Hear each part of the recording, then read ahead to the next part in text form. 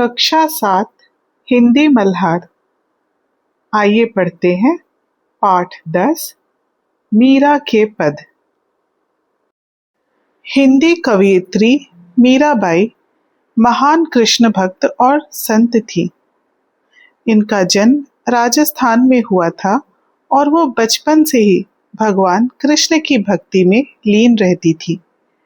राजकुमारी होने के बावजूद उन्होंने सादा जीवन चुना और महलों को छोड़कर तीर्थ यात्राएं की और कृष्ण भक्ति के गीत गाए।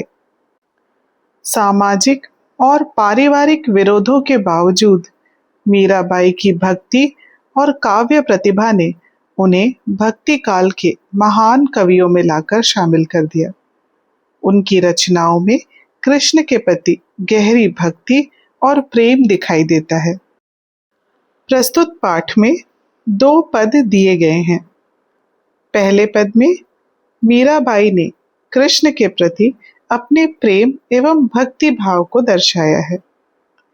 मीराबाई श्री कृष्ण के दिव्य एवं मनमोहक रूप का चित्रण करते हुए कहती हैं, बसो मेरे नैनन में नंदलाल, मोहनी मूरति सावरी सूरति, नैना बने विशाल, अधर सुधारस मुरली राजति उर्वैजंती माल, क्षुद्र घंटिका कटितट शोभित, नूपुर शब्द रसाल, मीरा के प्रभु संतन सुखदाई, भक्त वत्सल गोपाल। इस पद का शब्दार्थ इस प्रकार है। बसो अर्थात बसना या रहना, नैनन मतलब आंखें, नंदलाल नंद के पुत्र, नंद बाबा कृष्ण के पिता हैं, तो नंद के लाल अर्थात कृष्ण। मोहनी मन को लुभाने वाली, मन को अच्छी लगने वाली। मूर्ति अर्थात मूर्ति या आकृति। सावरी मतलब सांवला रंग। सूरति छवि, उनका चेहरा। नैना अर्थात आंखें, विशाल का अर्थ बड़े बड़े। अधर होंठ, सुधा मतलब अमृत। मुरली वंशी बांसुरी जो कृष्ण बजाते हैं। उर का अर्थ है हृदय। वैजंती माल, वैजंती के फूलों की माला। कृष्ण वैजंती के फूलों की माला पहनते हैं। क्षुद्र अर्थात दरिद्र, छोटे। घंटिका अर्थात छोटी घंटियां। कटितट, कटी अर्थात कमर, कमर का भाग। नूपुर अर्थात पायल। रसाल का अर्थ है मधुर। संतन सुखदाई अर्थात संतों को सुख देने वाले। भक्त वत्सल अर्थात भक्तों की रक्षा करने वाले, भक्तों से प्रेम करने वाले। गोपाल गौओं के रक्षक, कृष्ण का दूसरा नाम, तो गोपाल अर्थात कृष्ण। चलिए अब इस पद की विस्तृत व्याख्या देखते हैं। बसो मेरे नैनन में नंदलाल। मीराबाई श्री कृष्ण से प्रार्थना कर रही हैं कि हे नंदलाल, हे कृष्ण, आप मेरी नैनन अर्थात मेरे आंखों में बस जाइए, मेरी आंखों में निवास करिए। श्री कृष्ण के रूप सौंदर्य का वर्णन करते हुए मीराबाई कहती हैं कि श्री कृष्ण की मोहनी मूर्ति है, अर्थात वो बहुत सुंदर लगते हैं। उनकी सांवरी सूरत है और उनके नैना, उनकी आंखें बहुत विशाल हैं, कि बड़ी बड़ी आंखें हैं। उनके अधरों पर अर्थात उनके होठों पर अमृत के समान मन को अच्छी लगने वाली मुरली सुशोभित होती है और उनके उर अर्थात हृदय पर वैजंती के फूलों की माला होती है। कटितट अर्थात उनकी कमर पर छोटी छोटी घंटियों वाली करधनी शोभित हो रही है और उनके पैरों में मधुर ध्वनि करने वाली नूपुर अर्थात पायल है। मीराबाई कहती हैं कि कृष्ण संतों को सुख देने वाले हैं और भक्तों पर दया करने वाले हैं। गोपाल जो गौओं के रक्षक हैं वही मीरा के प्रभु हैं, मीरा के आराध्य हैं। In this verse, Mirabai pours out her heartfelt devotion to Lord Krishna. She prays that Krishna may always reside in her eyes so she can behold his divine form at every moment. His dark, charming figure, his radiant smile, and his large, captivating eyes fill her with joy. The sweet nectar-like melody of his flute enchants not only her but the entire world. His chest is adorned with a Vajanti garland, his waist with tinkling bells, and his feet with melodious anklets, all creating a divine atmosphere. To Mirabai, Krishna is not just a deity but the very support of her existence. She calls him the giver of bliss to saints and the ultimate savior of his devotees.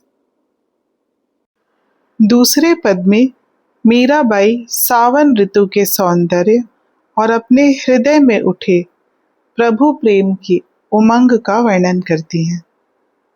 सावन के प्राकृतिक सौंदर्य का वर्णन करते हुए मीराबाई कहती हैं कि बरसे बदरिया सावन की मन भावन की, सावन में उमग्यो मेरो मनवा, भनक सुनी हरि आवन की, उमड़ घुमड़ चहु दिश से आया, दामिन दम के झर लावन की, नन्ही नन्ही बूंदन मेहा बरसे, शीतल पवन सुहावन की।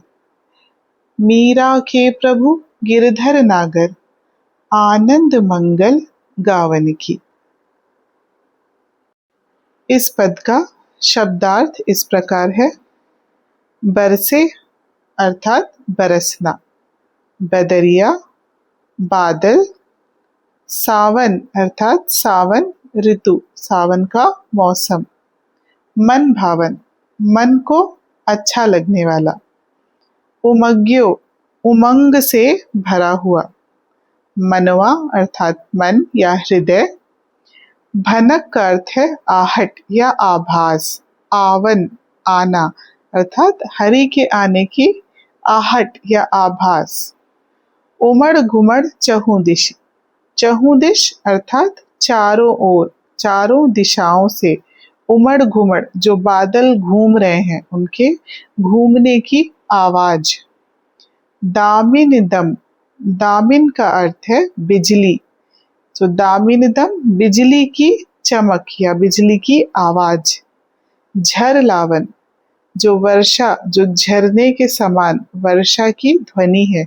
जैसे जब झरना बहता है तो उसकी आवाज होती है, वैसे ही वर्षा में जब पानी बरस रहा है तो उसकी आवाज झरने की आवाज के जैसी लग रही है।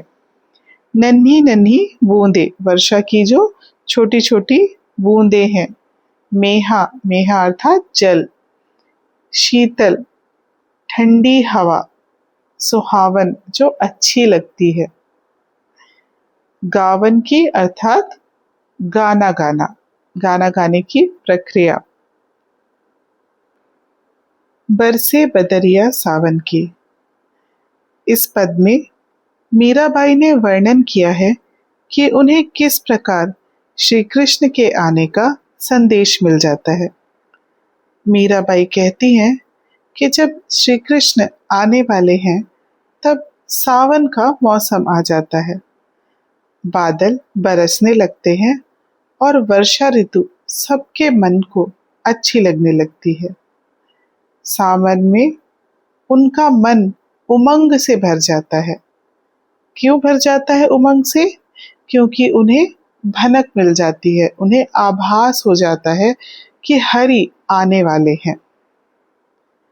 चारों दिशाओं से उमड़ घुमड़ करके बादल आ जाते हैं और बिजली चमकने लगती है।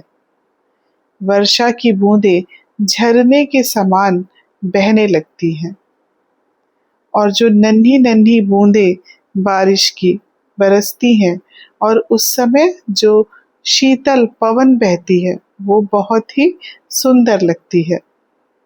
मीराबाई कहती हैं कि मीरा के जो प्रभु हैं अर्थात गिरधर गोपाल हैं, जब उनके आने का संदेश उन्हें मिलता है अर्थात उनके आने का आभास उन्हें होता है, तो वो आनंद और भक्ति में लीन हो जाती हैं और प्रभु के मंगल गीत गाने लगती हैं।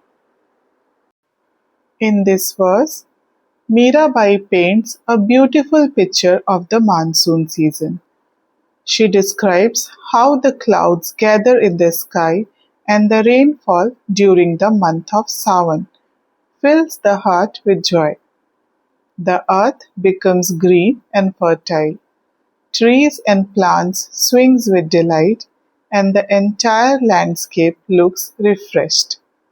Thunder roars, lightning flashes, and rivers and waterfalls overflow, adding grandeur to the scenery. Gentle, cool breezes soothe the mind and body, making the environment heavenly. In such a season, when all of nature seems to be rejoicing, Mirabai feels that the true celebration lies in singing songs of joy and devotion for her beloved Lord Girdhar Nagar, Krishna. इस प्रकार प्रस्तुत पाठ के पहले पद में मीराबाई श्री कृष्ण से प्रार्थना करती हैं कि वे उनके नेत्रों में हमेशा बसे रहें। कृष्ण की सांवली सुंदर छवि, उनकी बांसुरी की मधुर ध्वनि, गले की वैजंती माला और पैरों की नुपुर झंकार सब कुछ दिव्य है। मीरा उन्हें भक्तों का रक्षक और संतों का सुखदाता मानकर अपने जीवन का आधार बताती हैं। इस पद का भावार्थ इस प्रकार लिखा जा सकता है। मीराबाई सावन ऋतु का मनमोहक चित्र प्रस्तुत करती हैं। वे कहती हैं कि सावन की बदरिया छा गई है और इस ऋतु की बरसात मन को भा रही है। सावन के महीने में प्रकृति नए रूप में सज जाती है, खेतों में हरियाली छा जाती है, पेड़ पौधे झूम उठते हैं और वातावरण शीतल एवं आनंदमय हो जाता है। बादलों की गड़गड़ाहट और बिजली की चमक मिलकर एक अद्भुत दृश्य प्रस्तुत करते हैं। झरनों और नदियों में पानी उफन कर बहने लगता है और ठंडी ठंडी हवाएं वातावरण को और अधिक सुहावना बना देती हैं। ऐसी ऋतु में जब सृष्टि उल्लास और आनंद से भर जाती है, तब मीराबाई कहती हैं कि इस आनंदमय वातावरण में वे अपने प्रिय गिरधर गोपाल को याद करती हुई आनंद और भक्ति में मग्न होकर प्रभु के मंगल गीत गाने लगती हैं। धन्यवाद। मिलते हैं अगले वीडियो में एक नए पाठ की व्याख्या के साथ।